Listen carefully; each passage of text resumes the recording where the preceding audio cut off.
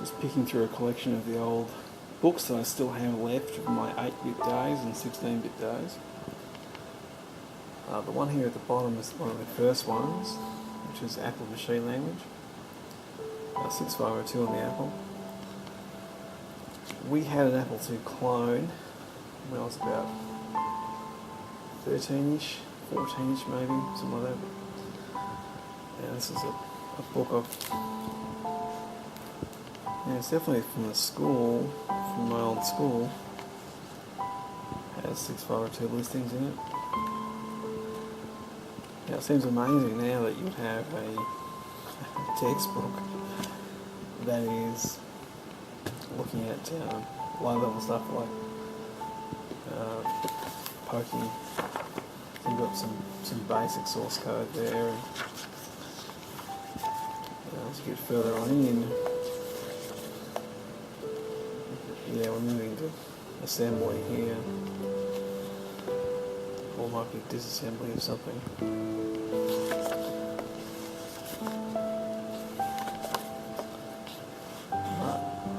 The Apple had a very strange way of, I can't remember exactly how its beginning was laid out, but it was one of those systems that was awkward to learn on. So the Apple systems were ones we were using at school, and we had a system at home, my sisters. Still have a lot of sort of fond memories of that time. Trying to write games in BASIC and getting nowhere, and then slowly moving into machine language and getting nowhere with that. Although that probably finished more games when I was 13 or 14 than I did when I was 20. Sad but true. Alright, so here we've got a 64 reference manual, the Bible as most people about 64 would attest to.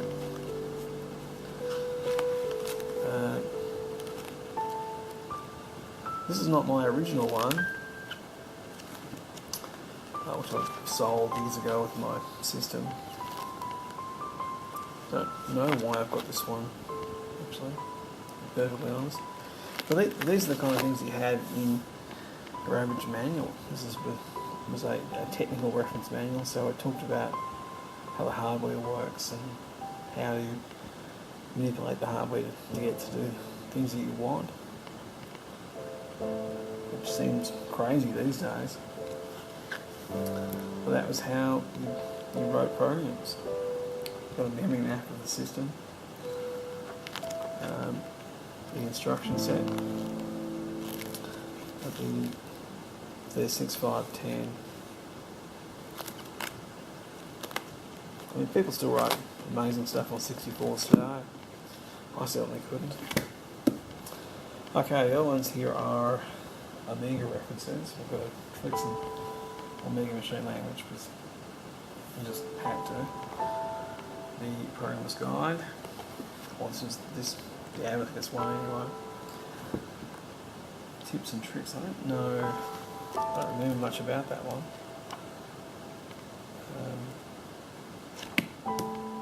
By that time we pretty much used assembly all the time.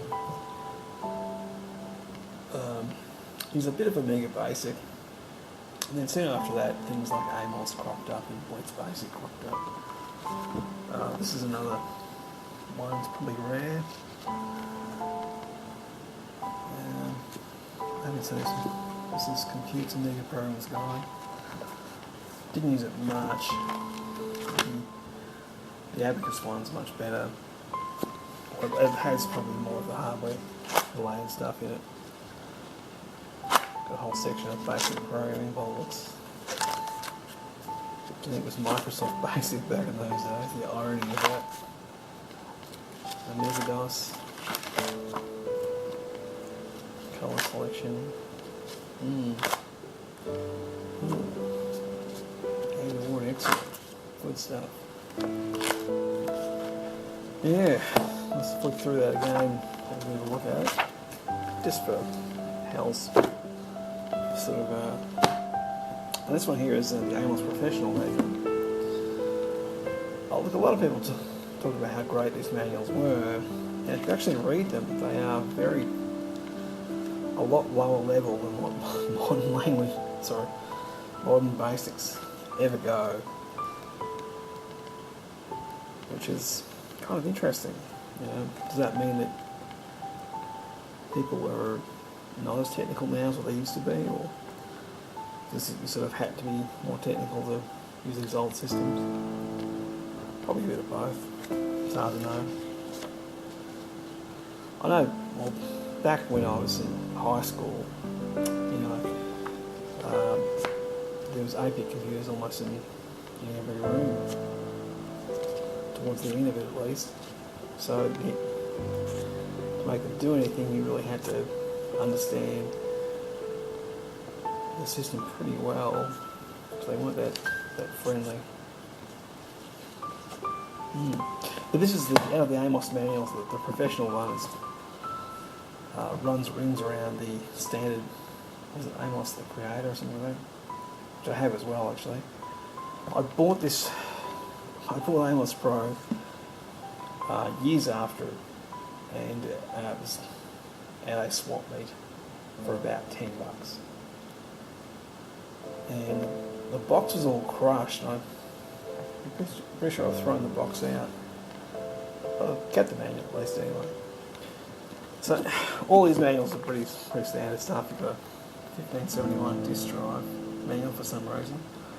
I did have a 128 for a while, and more recently, back in the 90s, but got rid of it recently. Well, it wasn't functioning anymore. This one's a bit of a weird one. I think this is my sister's. Probably something she was using for teaching kids at school. And you've got, so you've got a bunch of. Okay, I thought it was games actually. It's a beginner's basic. Teach yourself course in writing computer programs. But you've got support for the Spectrum, the Sinclair 64, Terrace 80, B.A.S.I.C Micro, Acorn, Atari 400, 600 and 800. Wow. Have a quick flip through. And it's very well written, it's very well put together. Not that I've ever really used it. But you'll notice things like BASIC has line numbers. Terrifying to modern coders, I'm sure. Check that out, line numbers now.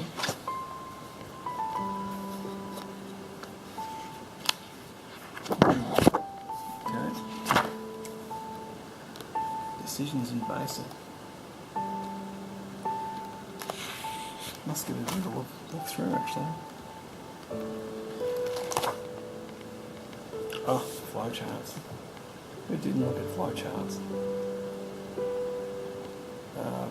Back in my assembly days, it wasn't that uncommon for me to chart out how something was going to work. Not at a low level, sort of at a high level.